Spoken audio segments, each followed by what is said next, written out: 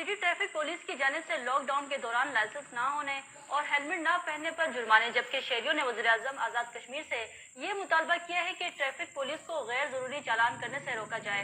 Report करेंगे Mohammad Irfan.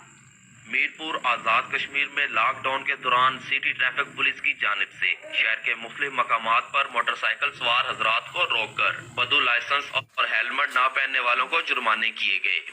City traffic police Mirpur traffic violation में हम चेक कर रहे हैं। ट्रैफिक की वायलेशन जो है, मोस्टली जो लोग मोटरसाइकिल सवार सर पर हेलमेट नहीं पहनते उनके खिलाफ एक्शन कर रहे हैं और उनको सख्ती से पाबंद कर रहे हैं कि दौरान सफर हेलमेट पहनना अपने ऊपर लाजम कर लें।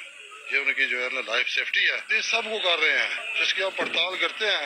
SOP चेक कर रहे हैं जो कोविड-19 के हवाले से है कि लोगों ने मास्क वगैरह की जो है वो इसकी एहतियात कर रहे हैं या नहीं। ये हम शहर के अंदर होते हैं ना, ये रोजाना की बुनियाद पर है। इस महीने में हमारा तकरीबन ये 8-9 हज़ार चालान हो चुका है। जबकि इस हवाले से शहरियों ने नाराजगी का इजहार करते हुए कहा कि लॉकडाउन के दौरान कारोबार भी बंद है और गुज़िश्ता 8 माह से लाइसेंस डिपार्टमेंट भी बंद है, तो हम ट्रैफिक पुलिस को कहां से लाइसेंस ला कर दें। मार्क्स नहीं है तब भी चलान, वह सूरत हाल देख लें। आगे काम कारोबार नहीं है, ऊपर से ये इन्होंने दुकानें पहले ही बंद की हुई हैं। 15 दिन का लॉकडाउन है ये, और इन दिनों में ज्यादा कर रहे हैं।